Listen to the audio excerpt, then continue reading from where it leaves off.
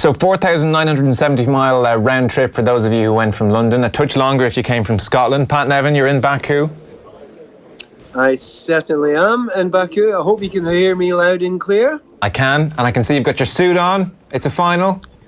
Yeah, it's the whole thing there, tie there, everything, you name it. And you also have to have your badges and everything. You have the whole works for this one. It feels like a big day. I've been walking around Baku for most of the day, and to be fair, this place is absolutely lovely. What a gorgeous place. Really, I'm constantly surprised when I come to this part of the world. We went to Georgia a while back and was really taken by it, and they are unbelievably friendly.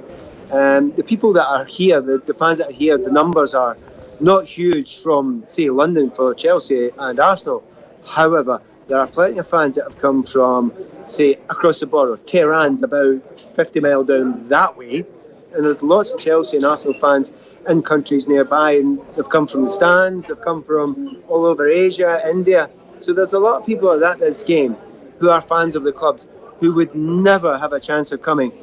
That's not to say it's disappointing that the hardcore fans that come every week haven't had a chance to come, or indeed wouldn't be able to afford to come. That's certainly still massively in question. But being here, it actually feels really nice. Okay. Who are you working for this evening, or what are you doing? Everyone. And I've got a few. No, I'm doing Chelsea TV this evening, excuse me, and my earphones keep falling out. I'm not using my normal ones tonight. But I've got, I've done some 5 Live for the BBC after the game, doing Chelsea TV, a little bit with a couple of international broadcasters. That it's when you're here and you've played for the team, everyone wants to chat, and there's a lot of time to fill for people over here as well. I've just had a little chat with Idrick Johnson, and he's good at his interviews. Considering second language, I know he's been learning English since he was a kid. He spoke rather brilliantly about what his thoughts. And the nice thing about it, everyone you meet, chatting with Martin Keown, my old teammate from Everton, him last night, and there's always somebody with a different viewpoint and different idea, and everyone has got different ideas. It has to be said, most people have got a very similar idea about the two Arsenal attackers and the 2 Chelsea central defenders. But other than that, there's lots of different ideas scooting around just now. Certainly about tactics, whether Arsenal, do they go for 3 at the back, 4 at the back? And it has been dissected within an inch of its life, this game. Yeah, I'm sure it has. I presume Gudjohnsen was there as a fellow pundit as opposed to a Gary Lineker-esque role, was he? No, he was there. He's here as, I think, UEFA's kind of friend, as it were. But also he's one of the ambassadors for Chelsea, so Chelsea will bring him along and put him up for lunches and dinners and things like that. But he kind of looks good, and he looks kind of calm on it, and he's, to be fair, I've always liked talking to him, but also the fact that he was an unbelievably good player himself. And it always stuns me that I stand beside him. I always think, really talented player, and he can, my type of player, not too tall. He's a monster. He's so well built. There's a lot of guys out here that you meet that were old teammates, and you see the ones that look as if they could still play, and definitely Ida looks as if he could still play. But I mean, the funny thing is, the Europa League, the final, it doesn't get as much kudos and as much chat as the Champions League final, and understandably and rightly so. But when you come to Europe to one of these finals, you realise how utterly important it is to everyone else in Europe. And I've often said it, the English are the one group that don't take it as seriously as everyone else. And what happens? You get 2 English teams in the final. It's a big deal then. I'm curious to get a sense of what was made of the dispute or unhappiness at the Chelsea training last night. Yeah, well, fortunately, you had a man on the spot because I was standing watching it for the whole session. And what was intriguing is there's a great story involved in this. So I'm watching the training, and 3 or 4 Chelsea players had little niggles and injuries, went over in their ankles and things like that. And then there was this little contretemps between Higuain and David Luiz, to which any ex-player would watch and say, yeah, very good, we see that every single training session. But because training sessions aren't open, it never gets into the press. This is normal. This is every single training session. So it has no effect. But what then happened is Sarri was walking off throwing his cap to the ground. Then those 2 things were spliced together. They didn't happen one after the other. And by the time I get out, afterwards, I noticed they'd been spliced together. And I'm like, That's not what happened. I was there. And the guy who was doing it for the host broadcasting and cut it up, the producer, he's one of my best pals. And I sent him a text saying, steady on, that's not what happened. And he says, oh, no, we didn't mean to suggest that was the cause of it. Yeah, right. Yeah. But it was quite, I can tell you for sure, absolutely. Sarri was fuming, but not with that. Because you'll watch that every single day in training. He was fuming at the fact it was an open training session. He didn't want to have an open training session. He was complaining about it to us beforehand. He actually didn't even want Chelsea TV in there. Nobody wanted in there.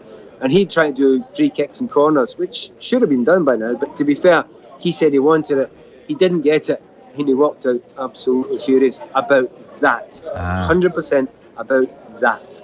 So he asked for that section of the training session to be closed off, and that wasn't allowed, and then he stormed off. That's how it happened? Yes. Okay. He expected to be able to push that through, but it wasn't a case of asking the individual, rights holders, etc. UEFA had made the decision, and of course Arsenal had said, no, just leave it open, we're fine. So they couldn't really give Chelsea, that little bit of help by saying, no, you can have a part closed one. The agreement was made in the build-up. They're both going to be open training sessions. Sarri wasn't happy about that.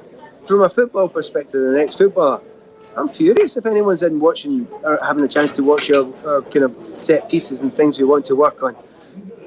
From a media thing, it's okay, you're just doing by the rules. But I think it does show you one thing.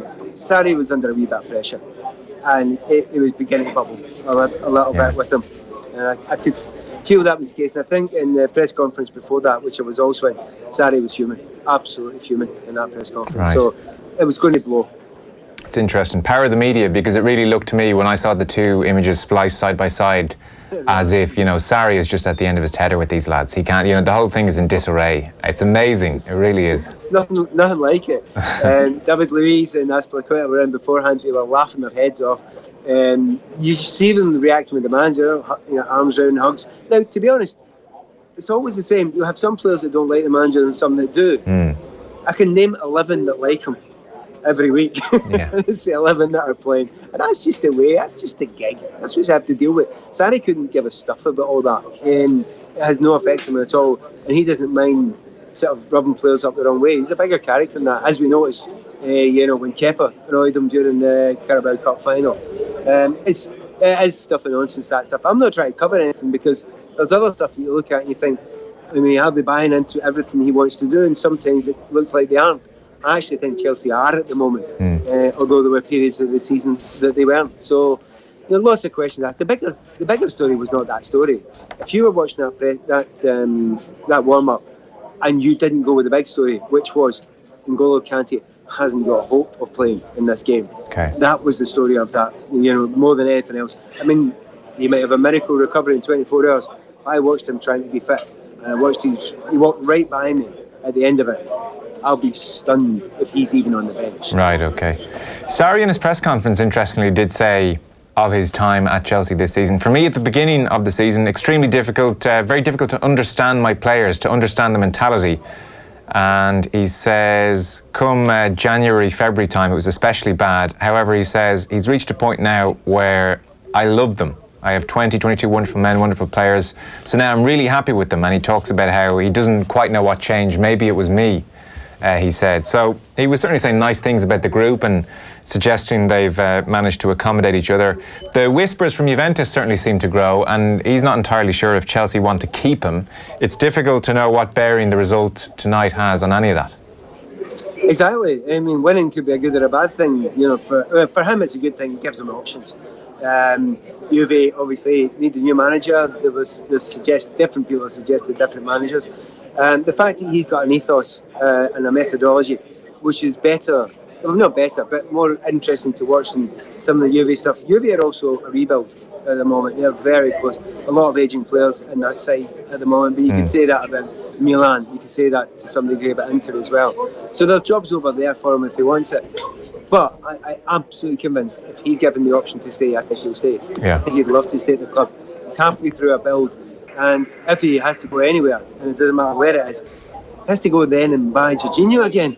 How's he going to manage that? And he's an interesting player tonight, Jorginho, because the tactical side of it, he is core to Chelsea.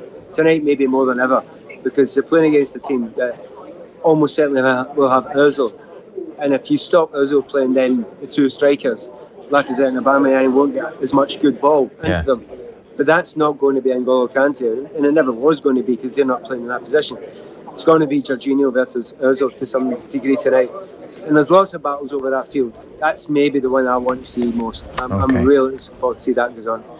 Just an interesting hypothetical I wanted to get your thoughts on. So Frank Lampard is being talked about, obviously, as the potential replacement should Sarri go, and I appreciate that's far from a sure thing. But so if you're Lampard, and look, players face this dilemma when they go from a smaller club quite often to a Chelsea and spend time on the bench. But it's maybe more important at managerial level, where your reputation can be destroyed by one job.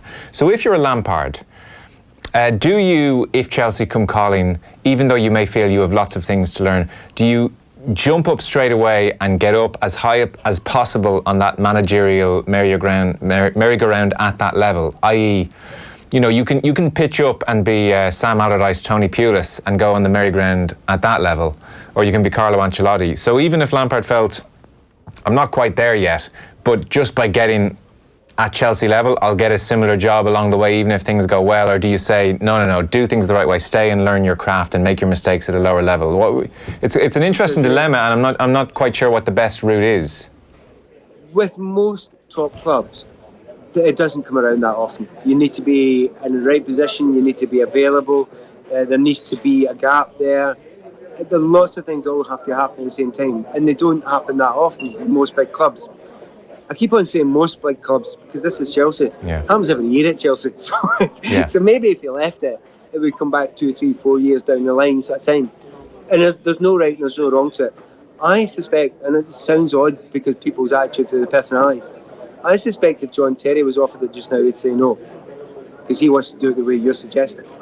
Whereas Frank got it just now, Frank would say, yes, I'll take it. And I'll take the chance with it in case it doesn't come again, for a long, long time. Frank's got an extra thing in his locker as well. Chelsea fans won't turn on him, and the club will give him more time than just about any player. At least a year, absolute grace to do what he wants. And if he actually started using a lot of the young players and didn't actually get in the top 4 at the end of the season, he would be forgiven that immediately. There's not many other people that would. So he's got that in his locker as well. Whether it'll happen, I have to say I would still be surprised. But who knows the way it might work. You bring in the guy who's done very well, actually, and he's got a good assistant with him in Jody Morris. They look as if they have the players down at Chelsea still love the guy. So that all adds into it as well. But it's not an exact science. Chelsea know it's not an exact science. Chelsea also know if it doesn't work out, probably him more than anyone else, they would manage to do it mutually and nicely if they had to get rid of him. Yes. So I guess final thoughts on this game this evening. You mentioned a few aspects of the game catching your eye. In broad terms, how do you see this going? It's really hard to call. I think it's really close. I mean, I went to see Arsenal quite a bit at the end of the season, and I thought they were rotten. I thought they were rank. I was so disappointed after I'd said on our show I thought they were a stick-on for top 4. Because when I first said it, they were flying, they looked great. Lacazette and Aubameyang were working together, and I thought, they're cruising. And then went to see them a few times, and they're spiritless, gutless performances. And by the way, the Arsenal fans utterly agreed with me. So it's how they turned up on the day. I think it will come down to a lot. The thing I mentioned there with the 2 centre-backs against each other, 2 centre-backs against the 2 Arsenal strikers. Yes, everyone's talked about that. Look out for the system. If Arsenal play 3 at the back, that's very, very difficult to mark Hazard. If Hazard plays wide left, did you get one of your centre-backs to go out and do that? That's suicidal. Hazard will trash any of the centre-backs. But then if you play 3 at the back, then one of your wing-backs has to go back and mark Hazard all the time. Well, that's not 3 at the back anymore. Confusing thing for them. They must organise a system that gets Ozil on the pitch and Lacazette and Aubameyang in front of him.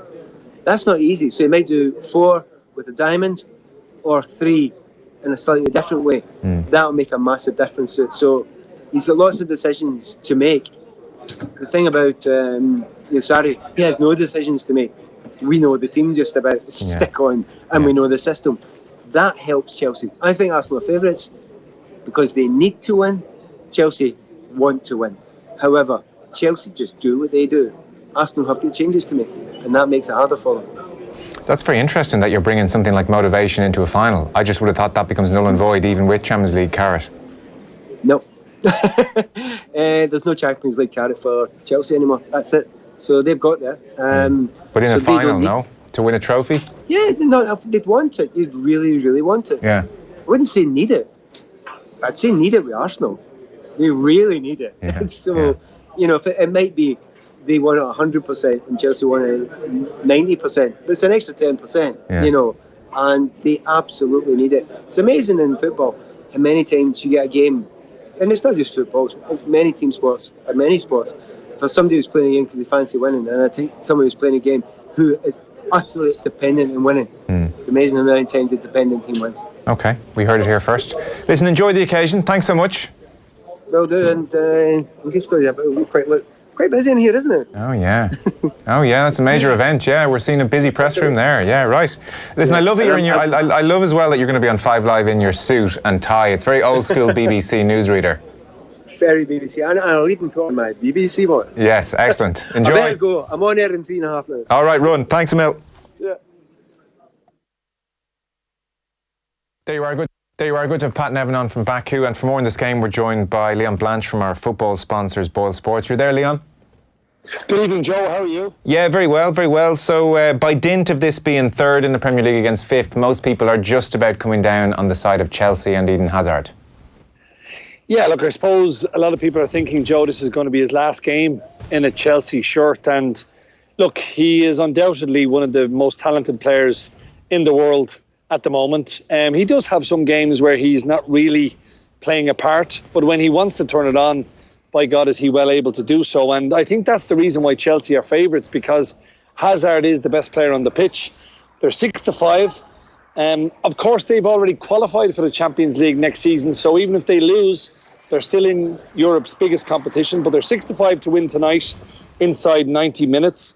The draw is 23-10, and Arsenal have come in for a little bit of support. They're now 5-2 to win the Europa League, and of course their manager has won this competition on numerous occasions, so he knows what it takes to win this particular tournament. They are, however, missing Aaron Ramsey through injury. He's a huge loss, and of course we all know about the political issue with Mkhitaryan not being able to go and play this final. So when you look at the betting for both teams to score, it's been backed in to 4-6 from 4-5. And what about scorelines then? Are we expecting goals? The market has spoke that both teams should be able to score. As I said, it's 6-4 on that they do both score. If you fancy a 1-1 draw, it's 11-2. Arsenal have come in for support. 2-1 is now 10-1 from 11-1. And Arsenal to win 3-1 is now a 20-1 chance from 25-1. I think from the neutrals' perspective, everybody wants to see goals. It's Petr Cech's last game in an Arsenal shirt before he goes to work for Chelsea.